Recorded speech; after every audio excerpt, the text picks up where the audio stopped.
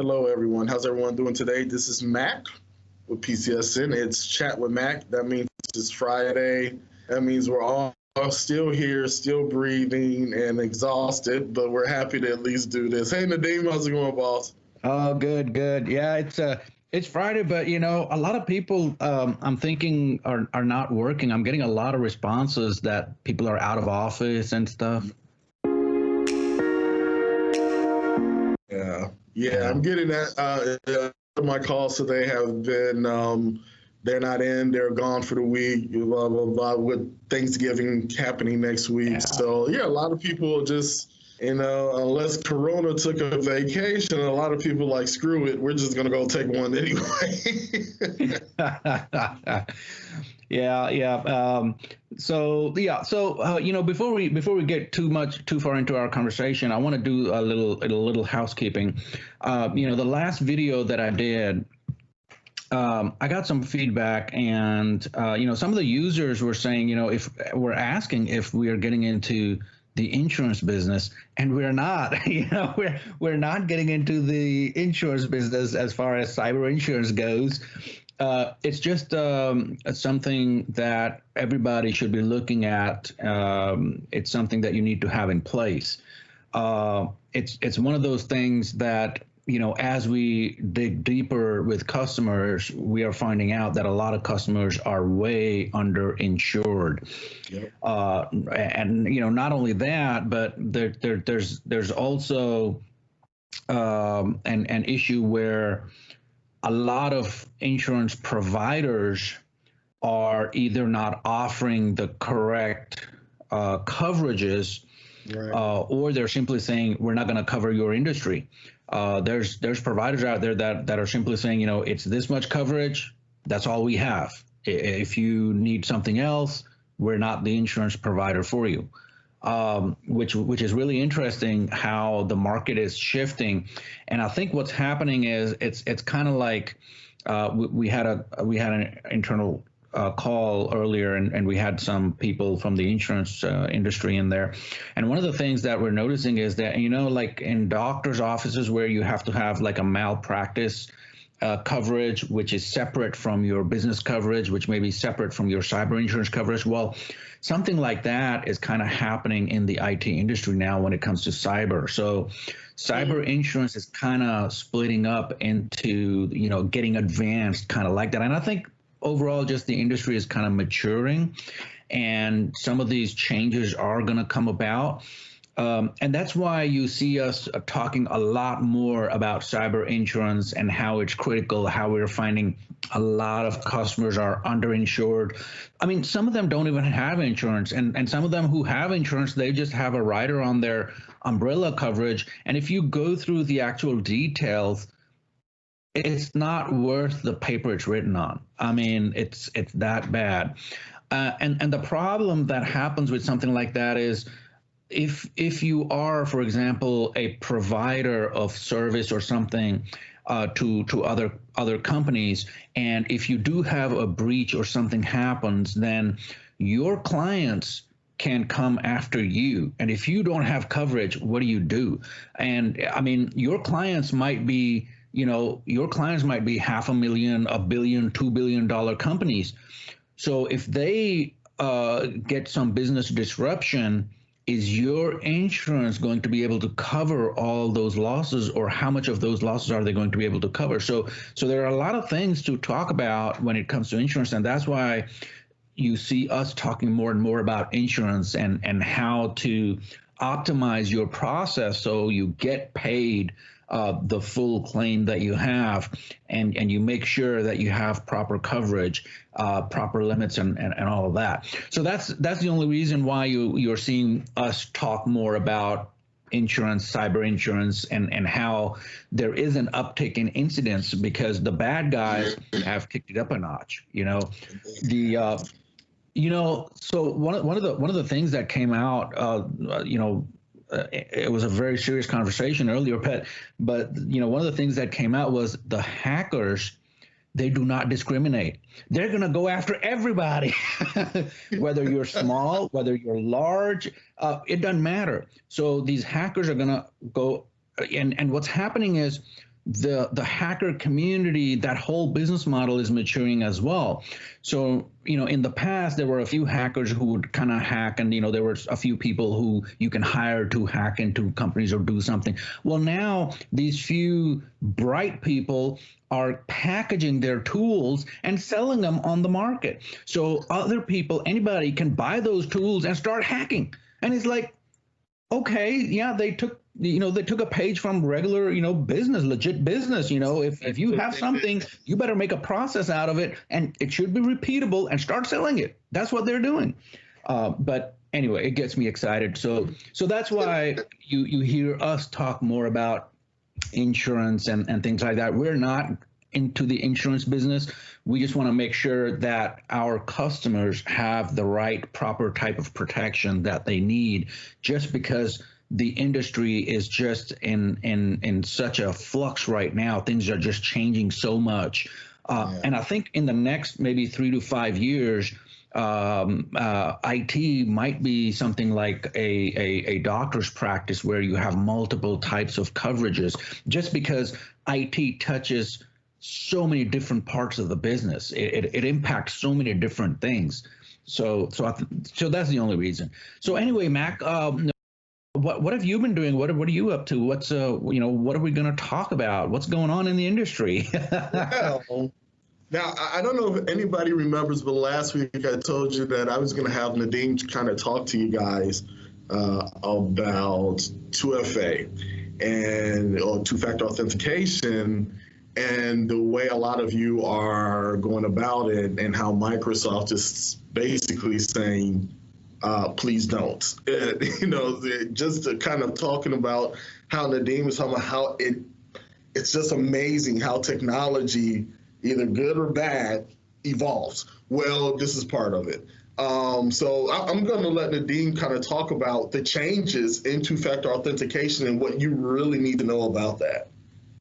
Yeah, and I think we've touched a little bit on this before in a prior video, but one of the things first of all, let's define the term. So two-factor authentication, multi-factor authentication, same thing. It's multi-factor authentication is what Microsoft calls it. A lot of other companies call it 2FA, two-factor authentication. Whatever it is something besides just your password that protects your credentials, your login. So typically, what you get for free from Microsoft, if you have Office 365 or if you have Google or some of these other services, you get you enable multi-factor, and then you log in with your password. What it does is you get a text message and you type in that code and you log in.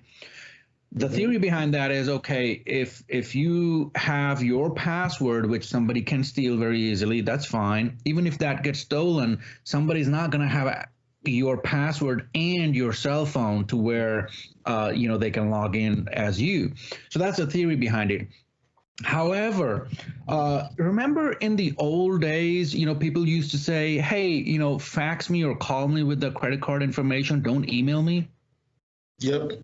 And I used to tell people, I was like, an encrypted email is much more secure than a phone call or somebody's sending you a fax where this piece of paper is going to sit on a fax and everybody's walking around there. Right. And similar thing is happening with two-factor. So think about it this way. When you get that second factor PIN code via SMS is not encrypted. Nope. Now, you can either get it via SMS text message, or you can have the system call you and give you that code verbally over the phone. Both phone calls are not encrypted. No. So it's very easy for anybody to tap into that stream and find out what's happening, what kind of traffic is going back and forth.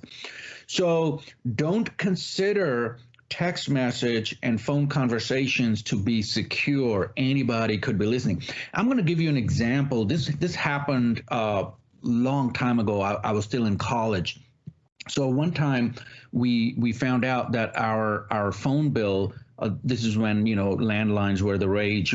There were no cell phones, but our phone bill was just out of this world. I mean, it was just like many times more than what it normally is. And we looked at the bill, and there were like calls to cities that we haven't even heard about.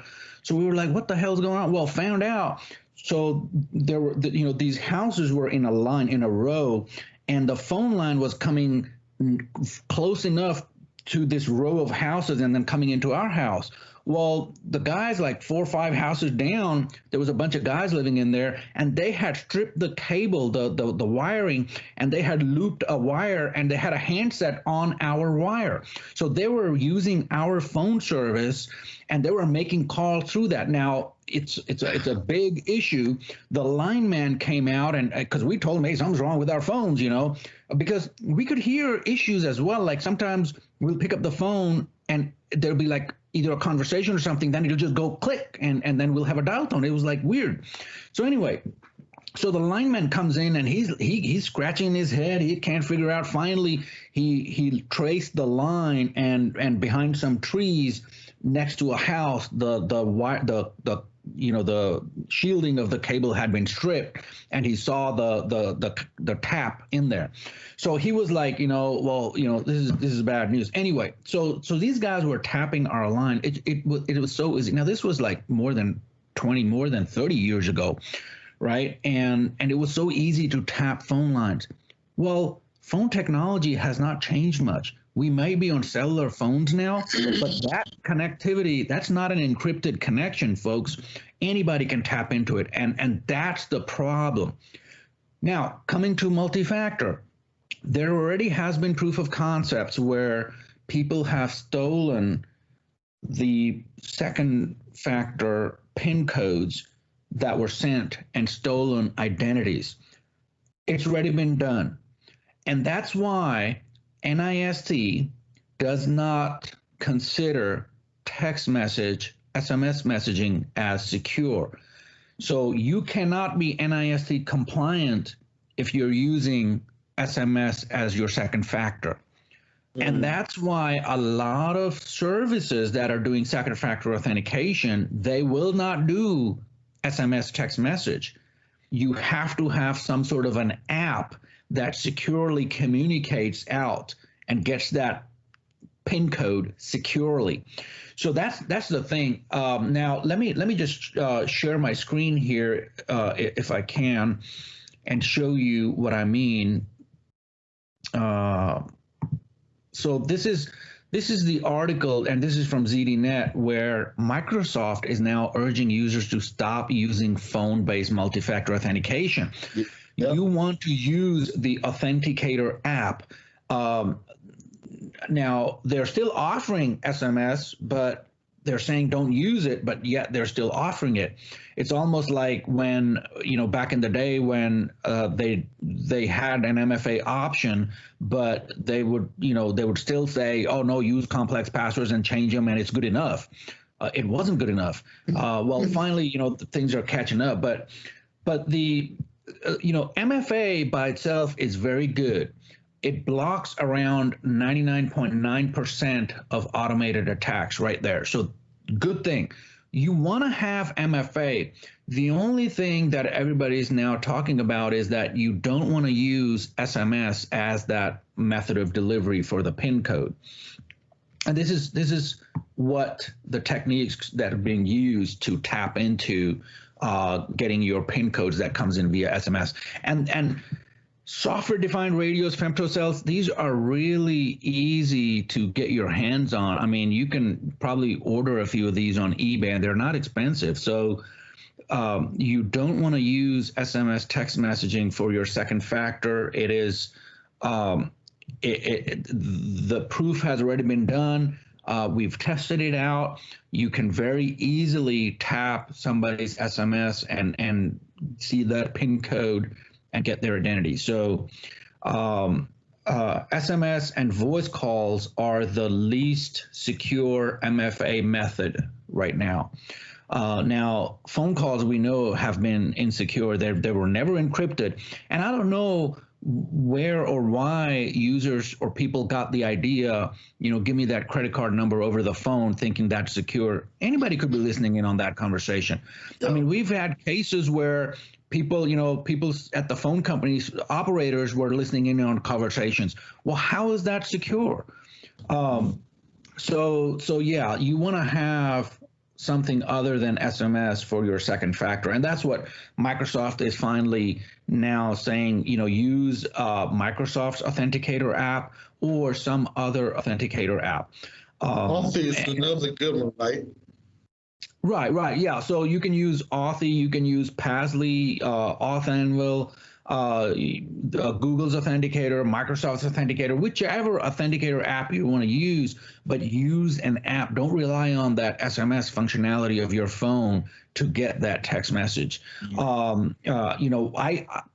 We like Pasley, we prefer Pasley, and the only reason is because it includes a lot more functionality in the package. So it will do single sign-on, it will do shared vaults, it will do personal vaults, it lets you create multiple vaults. So it just has so many different options. It has its own launch pad, so you can kind of customize the launch pad for your business, make it easier for users to have access to some of these applications and websites and what have you.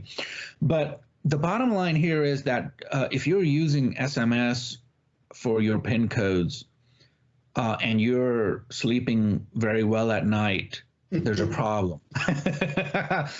You shouldn't be. These are the things that should keep you up. And we still have a lot of companies out there that are not even using any kind of MFA, much less SMS-based MFA. So it's a big problem. These are probably, a lot of these companies also probably don't have cyber insurance. So it's only, it's like it's a matter of time. What they're doing is you're kind of throwing gas at smoke coming out of a pile of woods, and you're throwing gas at it, gasoline. And it's kind of like that. It's only a matter of time when everything is just going to burst into flames. Yeah. This is something you want to have. You want to make sure that you have an authenticator-based second factor authentication in place. You want to make sure that you have a good cyber insurance policy in place, separate from your umbrella policy. Look, it's almost like if you have an umbrella policy and somebody added on, let me put it this way. The people who sold you your umbrella policy, your insurance agents, talk to them. Ask them, how good is that cyber insurance rider on the umbrella policy that you have?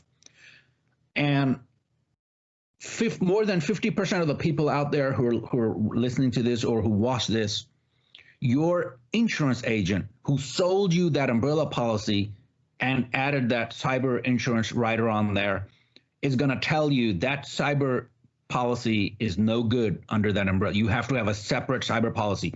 And he may even go farther, and he might say he doesn't have a good option for a cyber insurance policy. It's very quickly becoming a niche insurance policy. Not everybody's doing it. There's a lot of losses, especially this year. There have been such huge losses that providers are pulling out of that market. They're saying, either they're reducing the payouts, or they're saying we're just not going to cover this industry. We're not going to touch this industry. So, and this is just rampant. The writing's on the wall. If you have customers, then you need to have some sort of cyber insurance policy in place, because unless you're writing stuff on a piece of paper and you don't have any computers at all, you got to have some kind of cyber insurance policy in place. There's just there's no question about that. But yeah, and it's just more critical nowadays. I remember, back in the day, it was no big deal. You have an umbrella coverage, general liability. Okay, we're good. And then, some insurance providers started adding on cyber insurance clauses in there. They were like, we're good. But folks, read those terms and conditions of the policy that you have. Talk to your agent. Ask them, how good is that cyber insurance rider on your and they will tell you it's no good. They will tell you themselves they don't have any good option, and the one that they sold you, it's no good. Yeah, and I'll just leave it at that. A word is enough for a wise, as my mom used to say. Yeah, and it's I mean, I just don't know how to make people understand how quickly the industry is changing, the marketplace is changing, how at what pace is the hacker community evolving? And when I say hackers, I don't mean in that, good, ethical hacker type way. I mean the bad guys. And what we're finding out is that a lot of these bad guys are actually riding on top of other governments. They're supported by other governments in other countries. I mean, the details that maybe one day, if some of you are interested, we'll go get a cup of coffee and I'll speak about this for hours. I mean, I can go on for hours on what is happening. These are very organized entities out there, very well funded. These are like legitimate businesses. Think of it like in the old days, the drug trade. Well, it's still a good business to be in, I guess. It's very profitable, right? But this is like these are like drug dealers. I mean, once you get in, you don't want to get out. You don't want to get out because it pays so well. That's why you don't want to get out, is because this hacking stuff pays so well. I think a lot of people, I think the mistake that a lot of people make when they think of hackers is they think of some nerd down in his mom's basement with a bunch of computers that's doing a little work. And just like you said, if people really delved into it, and I remember the first time I did it, you'll be shocked at like you said, the funding, sophistication, the organization that these guys have. I mean, there is a reason why you have companies that do have ethical hackers to say, what are the bad guys doing and how can we combat this? Because it's a legitimate enterprise, for lack of a better term, Yeah, and by the way, folks, I just turned my video off because I think we're having some bandwidth issues. But yeah, it's it's not that nerd sitting in his parents' basement with a bunch of computers. It's not like that. It's a very organized thing going on where there are money people involved. There are investors. They are making tools. I mean, there's companies. I'm talking about companies making tools that anybody can buy and use these tools, and that money flows uphill. So everybody in that chain gets a cut. The guy who made the tools getting the cut. The guy above that who funded it is getting the cut. And sometimes you'll be amazed at who's funding some of these activities. So everybody in that chain is getting a cut of that. And it's a very profitable business to be in. I mean, it's just mind-boggling how it's almost like let me put it this way. It's almost like the dark web.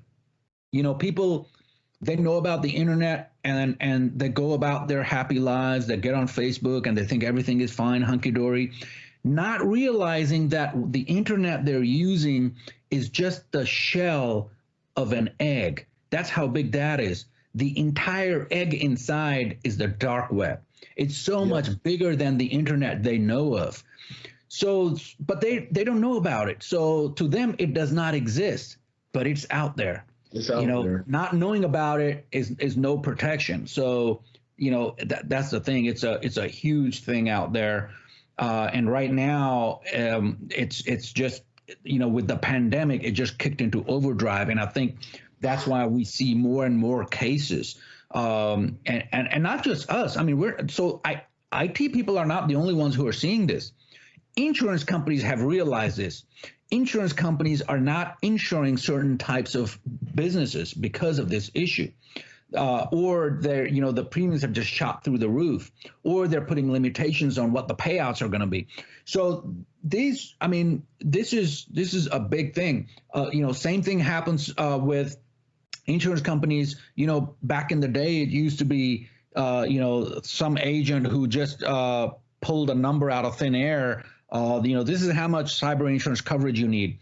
Well, now that whole thing is getting better organized. Now it's not, just somebody pulling a number out of thin air. Now they actually have experts who understand the industries, and they're basing their numbers on facts and historical facts, and not just thinking of some number. So there's a major shift happening right now, and I don't know what's going to happen in the next 6 months. I think there's going to be a lot of changes in the industry, Yep. and the time is now to put the protections in place, because once an incident happens, then it becomes very hard to put the protection in place after the fact. There's just no way to put put the cat back in the box. It's just not going to happen.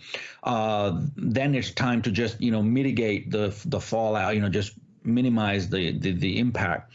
But right now, for every company out there that has any kind of IT system in place, talk to your insurance providers. If you have cyber coverage, check with your providers what kind of coverage it is. Go through the details. Have either your IT team or your legal department review it. Make sure it's not just a rider on your umbrella coverage, because we've seen in the last few cases that we dealt with, we've seen those are useless. They're not even worth the 5 cents the paper it's written on. So yeah, don't consider you don't have anything if you have that. And it's worse than not having anything, because if you don't have anything, you don't have anything. In this case, people think they have cyber insurance when they really don't, and that's even worse. Second thing, enable MFA. If your users cannot get used to the authentication apps, or if it's too difficult, or if you don't have the resources to implement something like that, use the SMS text messaging. That's better than no second factor at all. Yeah. Ultimately, you would use an authenticator app. You would use something that is NIST approved and compliant. Look at it this way.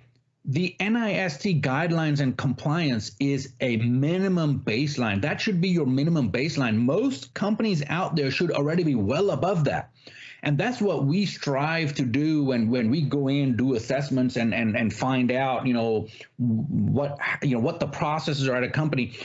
We go, if all our recommendations are put in place, the company will already be way above the minimum baseline, which is the NIST baseline. That's minimum. It's like, a lot of times people will say, oh yeah, well, anything the government gets their hands on, they mess it up. They can't do a good job anyway. But yet, when you talk about the NIST standards, they're like, okay, I'm going to meet that bare that is required. That's the wrong way to think about it. You should already be well ahead of it. That is the bare minimum. Yep. And if you're below that, there's a problem. You should be well above that. If you do your IT right, you should already be well above the bare minimum. You shouldn't have to worry about HIPAA, SOX, Starbucks, any of these compliance standards, because you should already be well above that. And that's what we strive to do when we do these assessments, when we onboard new customers. Those are the things that we are looking at. And no, we don't want to get into the cyber insurance business. We have nothing to do with insurance. But yeah, so, it's, this conversation always kind of excites me and gets my blood going, because I see it every day. I see it every day, the fallout, where, some customers, IT company did not make the right recommendations. It's one thing to not take somebody's recommendation, but it's totally something else when the IT company does not make the recommendation to put certain security things in place. That's true. Now, if we go out and make a recommendation to our customers, and a lot of times our customers don't take our recommendations, that's fine. I've done my job. I've made a recommendation. I've talked to them. I've made them understand the ins and outs and what they're getting into. And if they decide they don't want it, then that's fine. But not knowing is worse. I think that's borderline. I don't want to say shouldn't be legal, but that's just not ethical. That's something's wrong there. Yeah. So as far as your second factor goes, if you are using SMS, maybe start coming up with a plan to switch over to authenticator app based second factor. Get rid of those SMS text messages, and it'll be most second factor authenticate or multi-factor authentication providers out there. They do have an app already available, so it's there. It's just a matter of getting your users used to that, or getting your users to install the app on their devices, or things like that. And these can be worked out. There's just logistical issues that can be worked out very easily. Yeah. So Mac, are you using MFA? I do. Okay, I use it. I use it religiously. Yeah. Because of all. Back in, I remember back in the day when MFA wasn't so widespread as it is now. It used to be such a painful process, right? It was kind of clunky. And I remember I would be in the bed and I wanted to log in from my iPad, and boom, that second factor pop-up came up, and now I have to reach over and grab my phone. And it was like, man, such a hassle. I'm going to get rid of it one day.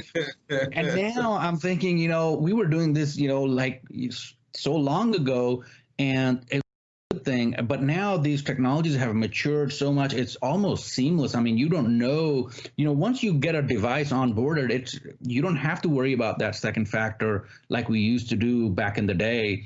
So it's, it's one of those things that just has to be done. It's almost like, it's like maintenance on your vehicle. It has to be done. You got to get that oil change. It's just like that. It's, don't even think about it. It's been hashed out. It's been sliced and diced so many different ways. There's just no better valued option other than implementing some sort of second factor or MFA out there. I mean, the best bang for the buck when it comes to security. It is. I don't see, it's funny you talk about that. I remember the first time I saw MFA or a version of it, was the little key that they used to give people that would change codes. So you would go into whatever application you're using, and you would have to type that in from the little key. You know what I'm talking about. Yeah, right? the little RSA tokens. Yeah. The little RSA token. Yep.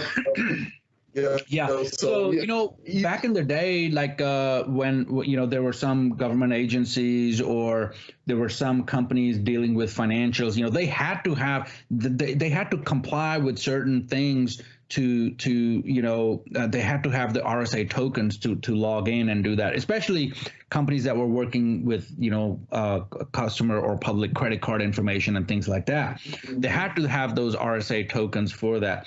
Well, now, and these guys were spending like $500,000 implementing those systems in place, right? Now with the cloud and everything, the way things are, with everybody walking around with smartphones, it costs just mere pennies. And a lot of times, if you are in Office 365 or something, it's free. I mean, it's there for the taking, and and I can't believe not everybody's implemented that already. Still, yeah, still, yeah, it's mind-boggling. Yeah. But yeah, I'll keep going on and on. I think we should. Yeah, I think we've kind of talked about this enough to where people understand how critical the situation is, especially right now. Security is one of those things where it's kind of, the tentacles are kind of going everywhere. The bad guys are using so many different vectors now. They're better organized. Not only better organized, but they're probably better funded than a lot of businesses out there right now. I mean, these guys are very well funded. So yeah, folks, make sure your security is up to par. An easy thing to do is just get an assessment. Call me or call Mac. Yes. Schedule an assessment. We'll do an assessment for free. We don't charge for it, and we'll give you a report. Where do you stand? What you got? I mean, you can't fix something that you cannot measure. So let us measure. We'll give you the numbers, and then you know which way you want to make adjustments. It's simple. You would think it's simple, yet, but yeah, all of that. Yeah, I mean, we see in the news, companies getting hit by ransomware or getting encrypted and stuff like that, and these are larger enterprises, and in this day and age, I'm like, I mean, so most people who hear about these large enterprises getting hacked and getting hit and getting breached, those are just the tip of the iceberg. Those are the big companies that have to reveal when a breach happens.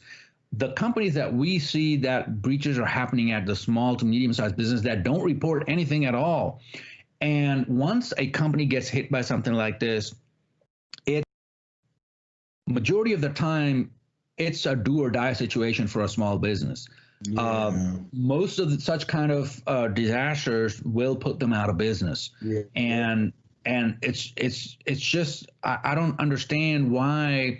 I guess people don't see it like we see it, so it's such a huge issue for us. But a lot of other business owners, they don't see it because they're not in this business, and maybe that's why they're kind of complacent about that, and they don't think about it like we do. Just because we see it so often, what happens. So I think that's what it is. But anyway, Mac, what you got planned for the weekend? What do I have planned? Nothing. Watching football and resting. Yeah, that's pretty much it. That is it. Yeah, well, that's always good. Yeah, I've been busy. So I don't know if I told you, but we at the workshop, it's another side business I have. So we started pouring foundation and stuff. So we're adding another building to it. So yeah, we're doing workshops doing good. So Nice. Yeah, hopefully everything keeps going the way it's going, and it'll be yesterday I went over there and they had poured the concrete, and they had that machine going over it. Oh, it looked so nice. So smooth. But anyway, yeah, I mean, it's been pretty busy over here, just IT in general. The call that I talked about where we had a few guys from insurance industries, by the way, companies that specialize in cyber insurance. We had some of those guys I was talking to earlier. I feel sorry for some of these guys because they see on a daily basis these businesses that get sued because there was a breach.